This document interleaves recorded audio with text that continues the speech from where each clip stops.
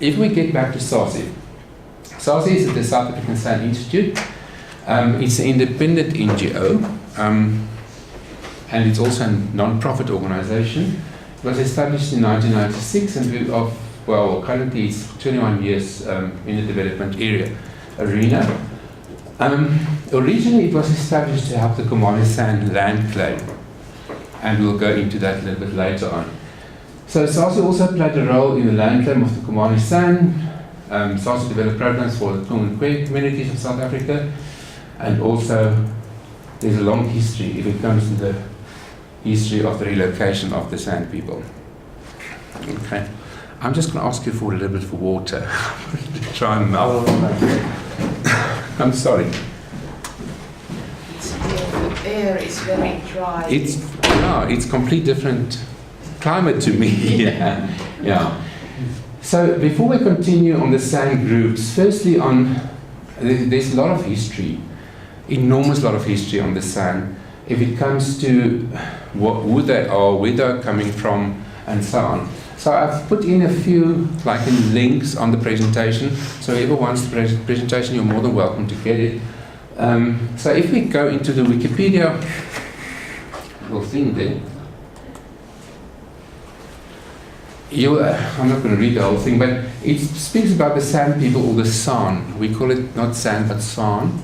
And then also there's this term which is called the Khoisan speaking people, and therefore I need to stop everybody thinking that Khoisan, there's no such thing as a Khoisan. It's either Khoi or San. So one cannot really, you will actually find in literature quite a lot that speak about Khoisan. There's no such thing. This is a very good description of the people, and of course how they work and where they are coming from and so on. So you're more than welcome to read that. As I say, I'm not going to present the whole thing. Why, can I ask something? Why is there not Khoi or San? Khoisan is a language. No. No? No, it was actually done by, I would say, academics in the past from Europe. They combined the language groupings together, which is one was the Khoi, one was the San, and then they were talking about the Khoisan as an umbrella term. But actually, as I say, there's no such thing as a Khoisan person. It's either Khoi or San. And of course, Khoi divides into different groupings, and so does San again. So yeah, this is actually just very important that one should know that. This is a very good description according to Wikipedia. Of course, there's always something wrong in Wikipedia, but yeah, this gives quite a good background on that in terms of definition. Sorry, I'm not going to go through the whole thing.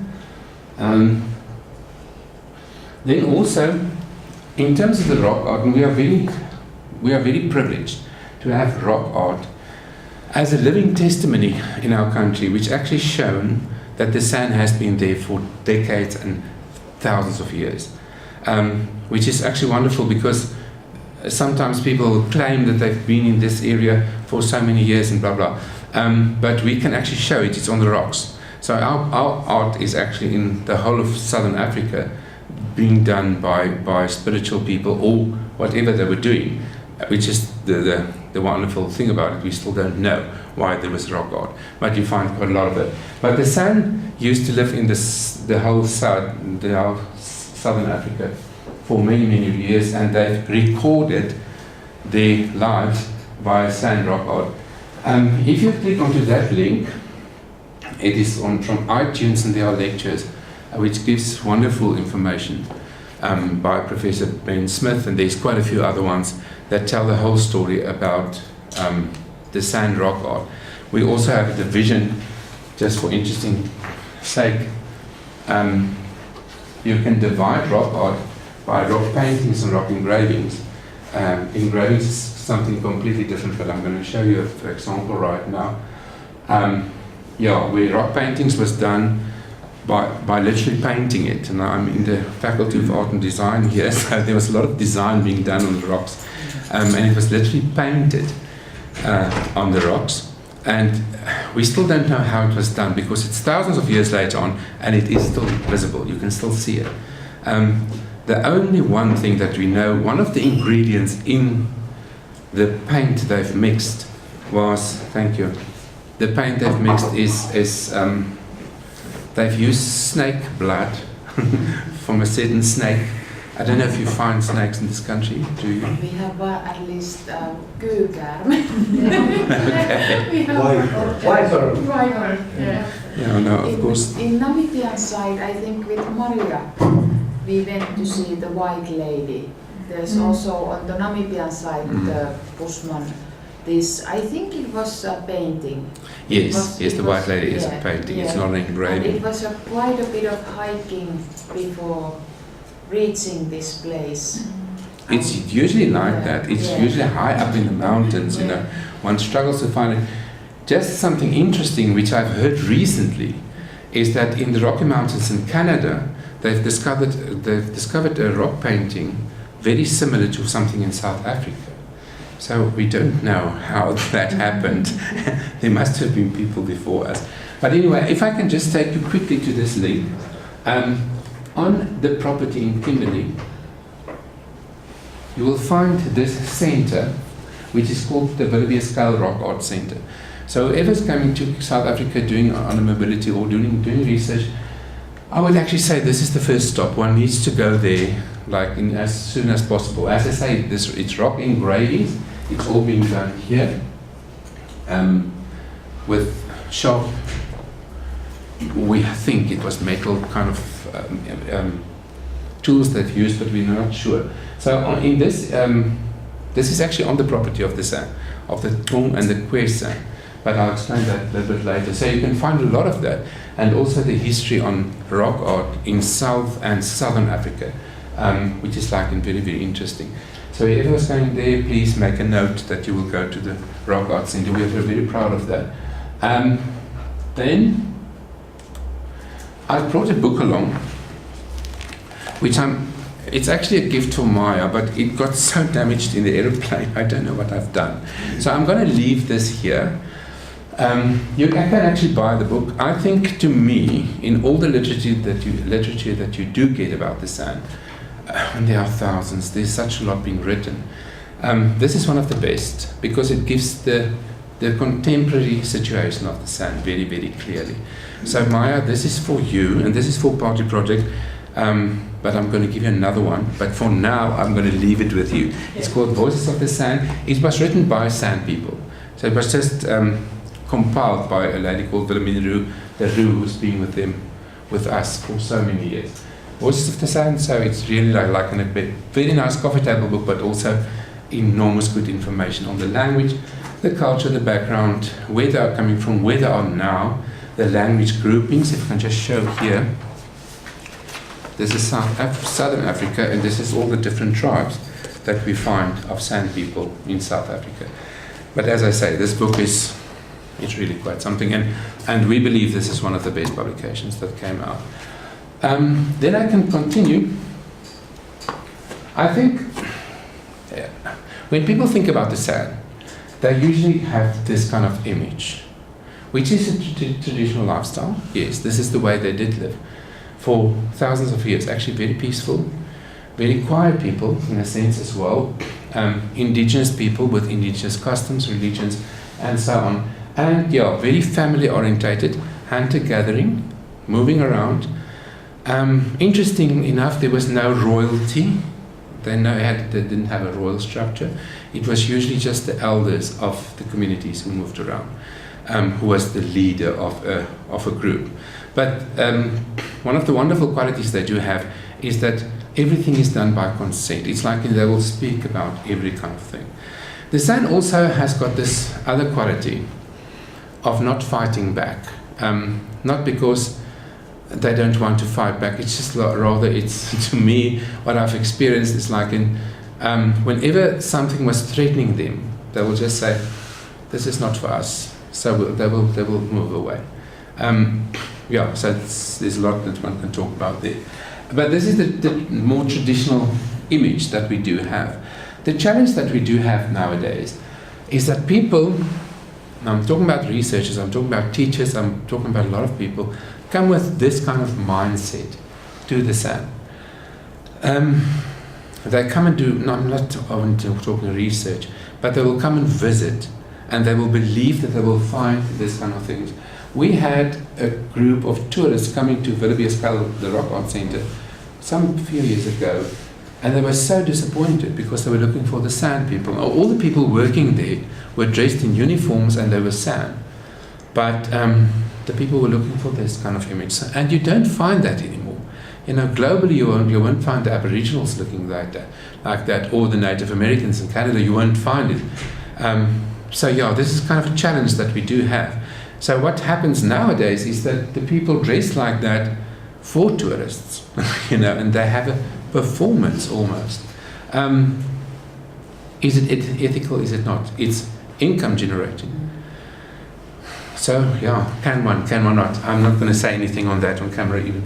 So if we think about the old to the new, in less than 100 years, the San had to make this kind of jump from literally living in the bush, if you can say it like that, moving into this kind of area where they started to make their own tools and survival mechanisms. Here they're making fire, they're using sticks to make fire, which they will actually demonstrate to you if you want to see that. So it's actually wonderful. There's a lot of science in there. And then of course where they are today. So if you see here, people has been living for, we think, about 20,000 years in the southern side of Africa, and in the last 100 years they had to make these jumps to even being here, wearing, having spectacles, using cell phones, had to drive, should understand land, should understand so many things just to survive. But I'm going to tell you a little story about that later on. Sabah had a story. Sabah is one of the elder people in the Tung community. And when the San relocated from, but I'm going to cover that later on, they did relocate, one tribe did relocate from southern Angola, coming to South Africa. There was it was a South African journalist who asked him, is this going to have I suppose this is going to have enormous impact on your culture. And also old Sabah was standing there, very naive, and he said, and of course we had to translate again, and he said, lady, we've been here, we've been on this planet for 20,000 years or more. What do you think this is going to make us change our culture? You cannot change our culture. Wherever we are, our culture will be the same. But anyway, that was just a small story that he was telling. If we get back to the Tung and Kwe, and the people who's coming to visit Kimberley, you're going to make a lot of contact with the Tung and the Kwe tribes. It's two groups, two different San groups, and in terms of culture, language, customs and traditions, it's completely different. Although they live at the same area on Plakfontein. Plakfontein is the farm, which they've purchased about 13 years ago for them to live. It's a township area, what we call a township, which is a suburb, and they live together in this. But it's two actually complete different groupings, and one should be very conscious of that, that they do have different customs, they have different religion, and so on. The Tung and Kwe have been relocated from Namibia and Botswana in 1990 to South Africa after the Namibian independence. Namibia was actually at that stage, well, not Namibia, South African Defence Force was using the San as soldiers.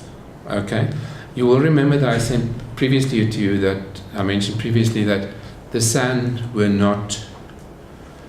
In the culture they don't have a fighting kind of culture. So now all of a sudden they've been trained to become soldiers.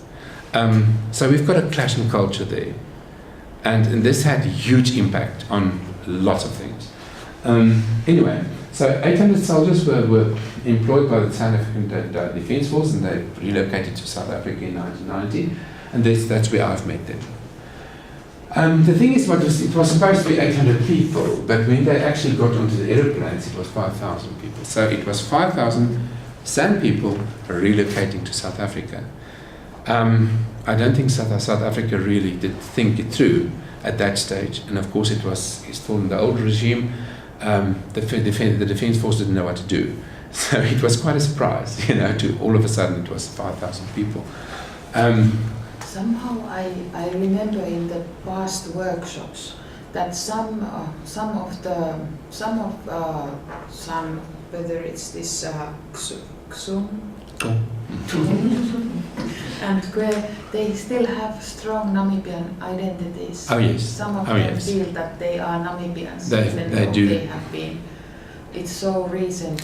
I think that's one of the wonderful things about the San. It's like when they relocated to the new farm, Platfontein, was like, now you've got your house, you've got everything. And some of them are just looking and say, no. I mean, we are moving. We are the hippies of the world. Yes, this is a good place to be now, but we'll possibly leave again. So, but anyway, of course, people didn't want to hear it. Just getting back to that's a very interesting point, is that they still feel that they are Namibian, although they've got South African citizenship. So the differences in culture, language, physical differences, you will see there's also Bao. I told the story about him earlier. This is a family called Ndara, and Ndara intermarried between Tum and Kwe, which is not something that happens very regularly. But anyway, Ndara and his wife and their children. So there are physical differences. You'll see Ndara is much taller and he's much more dark. In the complexity also, not complexity, but anyway, so there's quite a difference. And of course the language is completely different. Nowadays, over the last, how many years they've been in South Africa, they do speak what we call the lingua franca in between, which consists of Kwe, Afrikaans, English, and military language. So there was a lot of military influence on them. Okay, the period of the colonial war, I'm still busy with Tum and Kwe at the moment. The San men joined the Portuguese war in the 1950s. So there was not very much job opportunities in those years. So people actually living in the bush.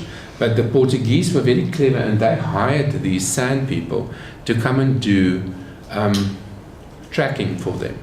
Because they are still some of the best trackers in the world. They can literally go onto some kind of in the field, they can actually see what kind of animal did walk here, when did it walk, or those kind of things, because it's just in the culture. So the Portuguese have used it, and that had a large impact on the culture of the San. In terms of even now, when you meet with them, there's a lot of Portuguese names. And they speak a lot of Portuguese in between the languages of them. And also on Namibian side. Namibian side as well. You have some people who are like Kileni Fernandes. Or Fernandes, and as a Finn, you are very puzzled that how come this San people has Portuguese. Yes, now a lot of them, Salvador. I mean, we find that quite a lot, and I mean, there's a lots of Portuguese names and influences there. So this was the first kind of thing where the San men got kind of employed, as soldiers by the Portuguese, which of course now the things started to change, because all of a sudden they were always hunter-gathering, always moving around, but now they're kind of put together. Then the Portuguese war was over and they were taken over by the bush war of the South African side, because there was a bush war that carried on forever, for a long time, to actually defend the borders of Namibia and Angola to South Africa, and it was literally a war. So now they've employed, the South African Defence Force did employ this 800 soldiers from Tum and Kwe and others as well, to become trackers, to be to fight in front, if you think about that. Coming back to my point earlier, is that it's not part of the culture.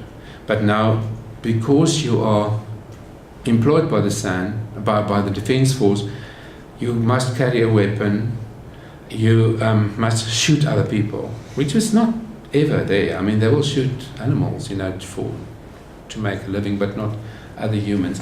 So I think that had a huge impact on the culture of the Tum and Kwe.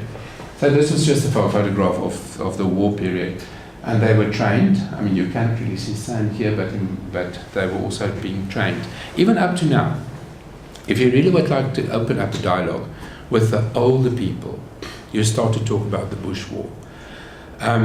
It's immensely interesting. It's actually a wonderful research topic as well.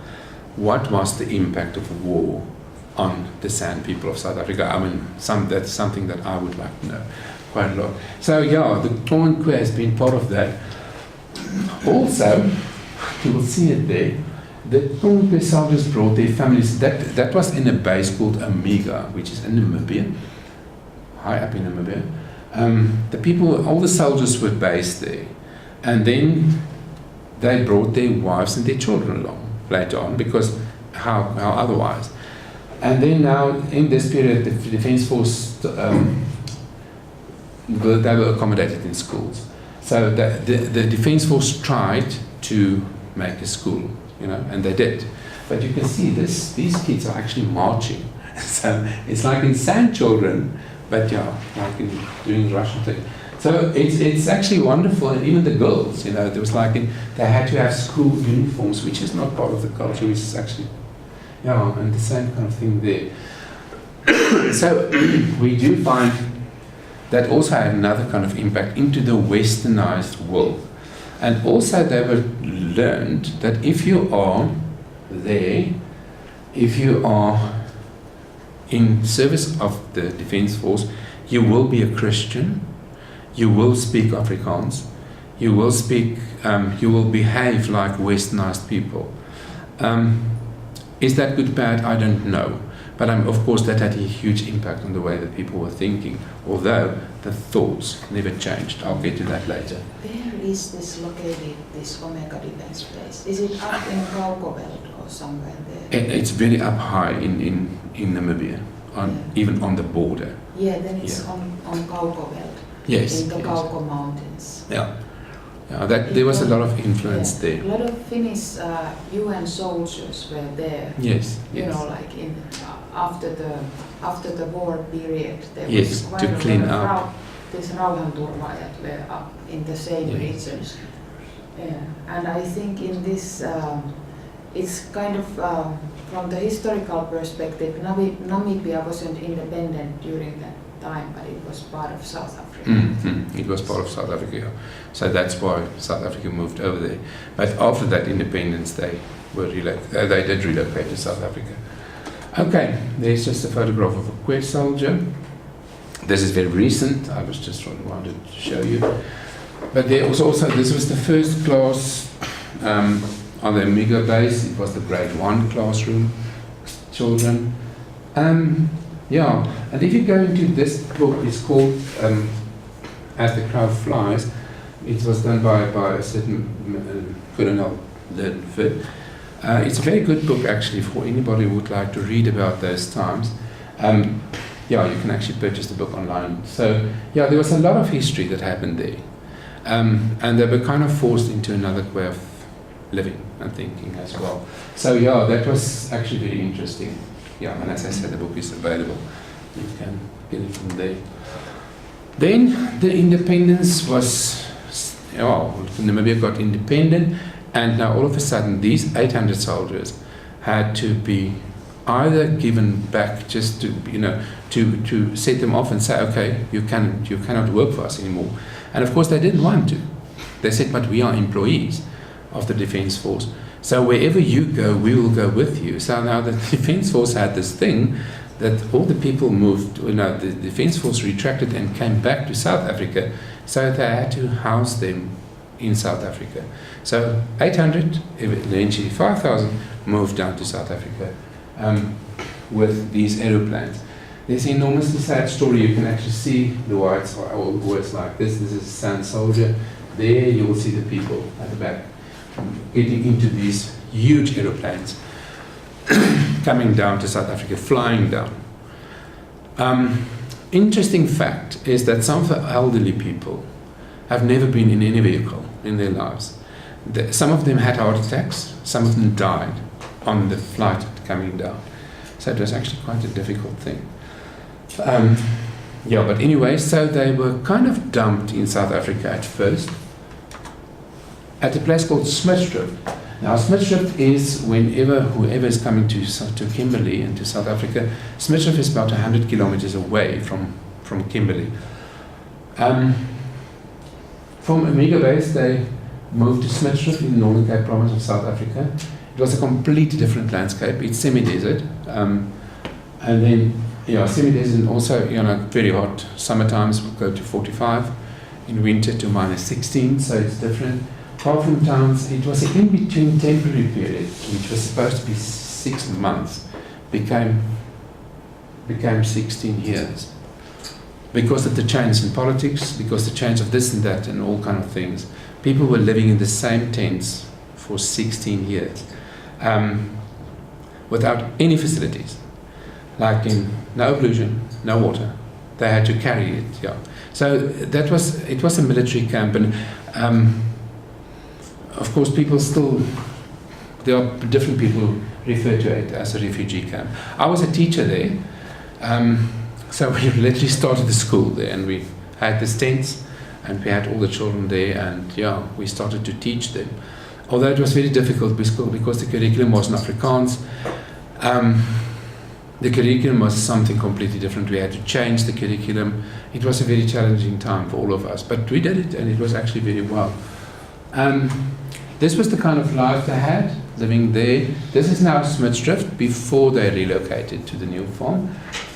Living in those tents, this is very typical with the way they're living. Very poor, of course, but also very peaceful in comparison to today, but I'll get to that later. So there was a lot of peace there, but they were living in these tents because they didn't know better, and they didn't want better, but they just wanted to stay together. There are people who's from the opinion that the government of those years, the previous government of South Africa, believed that if they come to South Africa, they will just almost dissolve. They will just become part of the big country in terms of black people. And they never did. They just cling together because of the tribalism and the way they were thinking. Yes, and of course you can think after 16 years, this is eventually what came of the classrooms. That this was a classroom. The tents were just completely dilapidated. But these children are well now. They are they are young adults now. They have got their own children now, and they are part of that community. Smithsrift, and then it was the new moving over to Plakfontein, which is a new property, very close to Kimberley, which is in the center of the country. Where they got those are the houses called RDP houses. Very, very basic, but at least was something better than the tents. So the whole community by then it was 6,000 people, had to be relocated to this new farm. So whoever's coming there to come and work either for research or just to visit, this is where you'll find them, in this place called Plakfontein. I know that people like Carol has been there. It's not always a very pretty picture, but it's better than they had. But of course, it's time for improvement, and we depend very strongly on the younger ones to improve the living conditions. But as you say, people are quite happy as well. They have cultural days where they celebrate their culture, which is quite lovely actually. You find it quite often, and that happens quite a lot with them. So they organize themselves very nicely. If we think about the Komani San, and I'll explain now, where I've spoken about Tum and Kwe up until now, and then we also work with the Komani San. They are also descendants of the Tam. Tam used to be the first people that we know about moving around in the whole of South Africa. So it's a descendant of that. They lived throughout the whole of South Africa for decades. And then in 1962, the South African government of then clustered people into groupings. It's either white, black, Indian, coloured, and there were a few something else as well. So you have to be classified. And of course the San had no other place. So they were classified as coloured. And that remained like it for many, many years. It was like nobody was talking about the San people. They were talking about the coloured people. In a derogatory way, quite a lot. It was like so even quite late after that is when people talk about the Bushman or the San or the Bushman in Afrikaans, it was very derogatory. It's like in call your little Bushman there, you know, it's like so it's not, they were just referring to them as something. And of course they've lost a lot of identity there. And they were ashamed of their identity and so on. So when we got into a new democracy in 1994, it was very difficult to find the San people actually who can still speak No, the language, to actually say that, because they were too ashamed to say they were San. They didn't want to say it. They were just happy to be colored. But anyway, so what SASI did those years, we identified a few people like Dr. Nigel Kroll. He was a social linguist. He went physically to different people, I think it was 14, that he could discover, and they were speaking the No language, which is a very ancient language. And they started the land claim. So it was like there was areas available, and they said, well, we are actually from this area, which is the Kalahari area, and I'll show you a photograph now. And then the whole process started, and they claimed the land back. And it was one of the first successful land claims in South Africa, where the indigenous people got their land back where they stayed originally. We are very fortunate that in this archive you can find absolutely all the information, or most of it is available in this archive. So if you would like to read more about the Omani San, it's actually a very good archive. It's called the Hugh Brody Archive. It's based in the UWC, in University of Western Cape. And you can find enormous lot of information on San, but also on the whole process on how the San was relocated. Not so relocated, how they got the land back, the whole process there. So yeah, it was a very interesting phase for both of these, not both, all three of these communities, because we refer to the Tung, the Kwe, and the Kumani, and that's the people we are working with currently. If I say we are getting to that now. Okay, the people moved back to the Kalahari again. I know that Satu's been there, and Karel, and so on. This is like in the desert area. This is the kind of landscape they live in. It's, well, to me it's beautiful, but it's very harsh. It's a harsh landscape. It's very isolated from anything else. There's about, the next big town is called, well, there's a little town called Askam, which literally only have one street. And then the next place is called... And a coffee shop. And a coffee shop, and a coffee shop. One shouldn't forget that. And then the next place is called Uppington, which is 200 kilometers away. And there's nothing in between. So people actually do struggle to live there, but the people are happy. Strangely enough, they are the Kumani San are very happy there. Yeah, so this gives you a little bit of overview on who they are and how they look like. Just, as I said, they've relocated back to the Kalahari area of South Africa. Okay, the San, the Kalahari today, there's another photograph. Some of the land they got back was, well, this is one of the farms they got back. You'll actually see there's a house there, completely dilapidated now. But the land was purchased by the government and handed back to the Kumani San. So there's a lot of monuments in a sense as well. But yeah, they are moving and they are living on that land now, and it's huge. It's large pieces of land. They've got a very successful game farm there called the Ehren Game Farm, and that's where we also have the Kalahari Desert Festival. So there's a lot of things happening, and employment, and of course small farmers can also make a living there. So it's kind of a success story, very small, very little, but we are very proud to say that. Yeah, so that will give you an idea.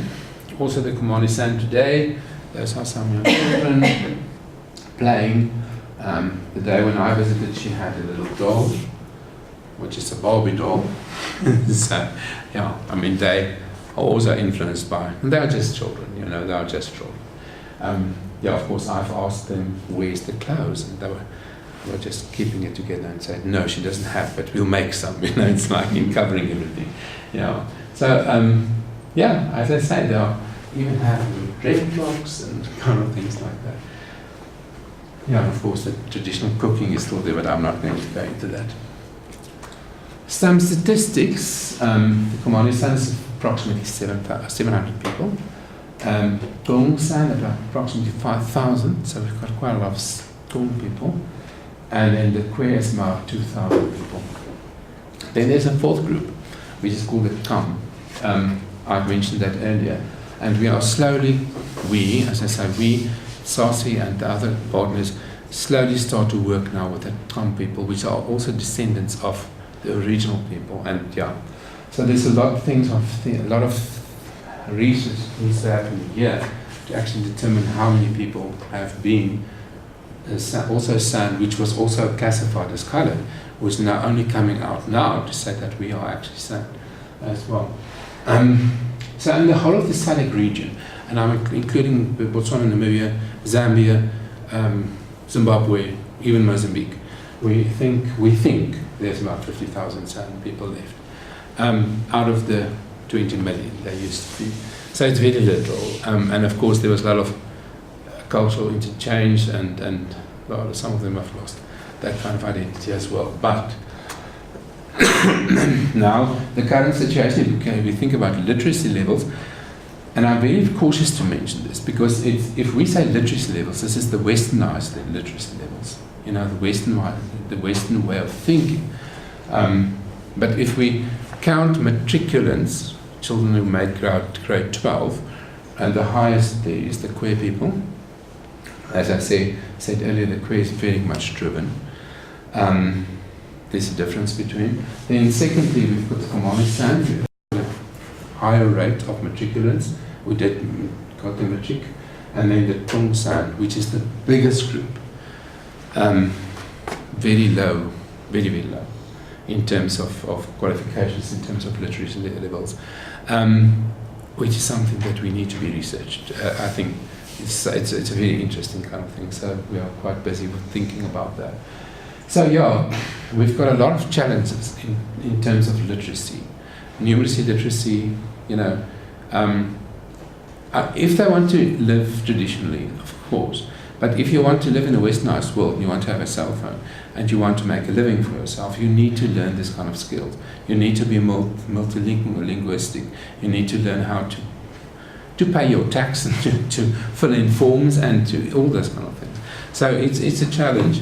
And of course, most of the young people can do it nowadays. Just in terms of where we work, and actually I think this slide was supposed to be earlier, but it doesn't matter, this is now the African continent, you'll know about this. South Africa now is here. We've got the different provinces and different colors. We are quite happy at the moment that we work in this area, which is the red color, which is called the Northern Cape Province of South Africa. This is called the Western Cape Province. There's Cape Town. So we work, we've got Kwe here, Komani there, and Komani up there. This is the Kalahari area, this is Uppington area, and this is Kimberley area.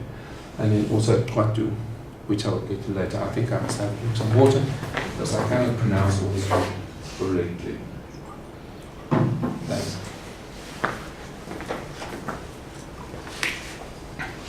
If we say Kwatu, I'll take you now to another slide. But anyway, this is where we physically work at the moment.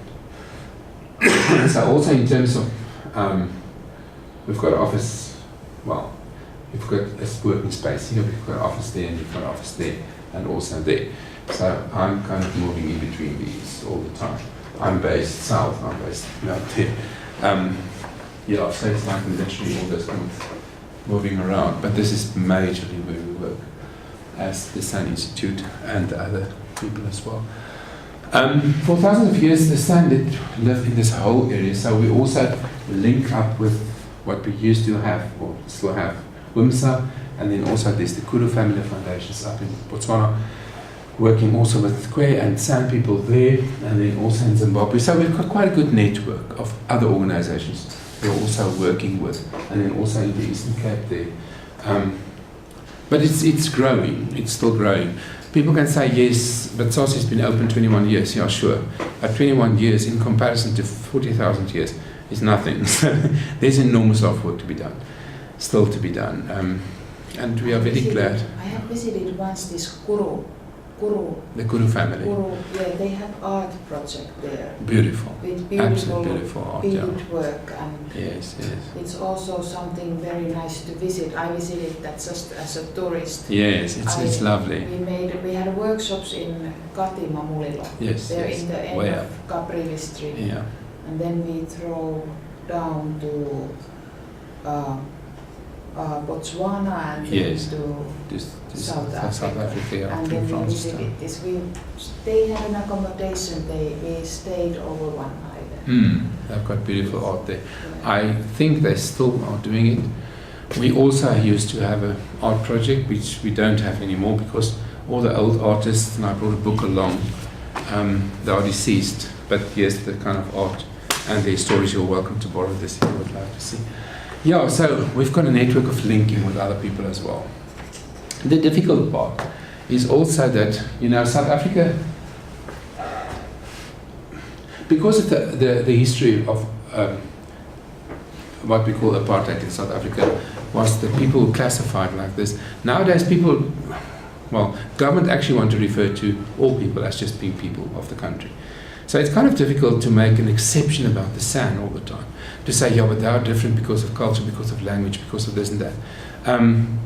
So there's quite a lot of jealousy happening coming from other groupings in South Africa. It's like, and why always the San? And when we say, but they are the first people, it's like, yeah, but I mean, so what? That kind of thing. So it's politically very, very complex. And of course, the San in South Africa never got first people status, like, for instance, the Aboriginals in Australia, because the government just says no. I mean, we are not going to divide people again, which is understandable as well. So yeah, it's kind of becomes more and more difficult to say that we are working with only the San, because the San also are not as pure San anymore. I mean, they've intermarried into other groupings and whatever. Most of them are descendants, but it's not all of that anymore. So yeah, it's not an easy place. The Kum community up there, the Khoi community up there, this is in Kimberley, and then in Namibia we've got the Kumani and also the Kumani up here in Upington. But throughout this whole area, as well as the Bloemfontein and the Sotho area, you'll find the rock art all over. And also, you'll find a lot of people here, and even down here and in the Western Cape, who are San descendants. You can just see it by the way they look. So it's actually very interesting. But of course, they won't claim that they are San, but they are. I mean, if you go into the family trees and the DNA, you will actually find that. So it's actually a much bigger story than only working with 3 communities. And when we are doing research, it's something we need to focus upon as well. Okay. Now, I'm back to the structure again. We drink a lot of wine in our country, and I hope that I know you drink a lot of beer. Yeah. So we've got this kind of metaphor. We've got a certain. I'm not promoting these people, but 4 cousins who actually are. They each. The story about them. They are down in the Western Cape, and they each had their own farm, and then they formed a cooperation. They were called, and they are actually cousins, all 4 of them, and they started to brand their wine. So they are doing quite well because it's one branding of wine, and you can find it kind of almost all over the world. So we've got this metaphor that we are also cousins. We are 4 cousins in our family. Each cousin is independent. We work together, but we have the same image. So it doesn't matter who the organizations are. We all have the same image. The quality of the wine and the color of the wine is actually what's important. People don't talk about the Tum people or the Khoi people or the Basawa or whatever. They talk about the San. So therefore we've got to protect all of that. So we've got different organizations working in one family. I'm almost done. So what we are saying is that there's a lot of people who would like to drink some of the wine, but there are also some others ones, including researchers, universities, friends, who are adding wine to our bottle as well. So we've got the 4 cousins. And the 4 cousins are the South African Sign Institute, where I'm the director of. The second one is South African Sign Council, is a political body. Then we've got Kwatu, which is down in the Western Cape, it's a training facility. And then we've got the 2 communal property associations. And the people are members of the CPAs. I will explain this in detail for when people's coming to Mobilities for South Africa, because it's very important that one needs to understand that. So it's SASI, South African Sign Council, Kwatu and the CPAs. And we form one family, we are the 4 cousins. So everything that happens goes to all of them. I mean, my presentation of today, I've emailed this morning to the other cousins as well, because they need to know that I'm here and I'm talking about them. So it's quite very much important. I need to tell you only one story, because I don't think we've got all the time for that. This is one of the artworks that was done by Samkoya, one of the artists who was deceased now, but he's dead. It's a lino cut, but if you will see, it's very kind of one-dimensional, always animals and nature. The story of Matoka. We had a 1-week-long session. If I say we, it was like a lot of consultants, government, to talk about the purchase of the land, Platfontein, for them to relocate to.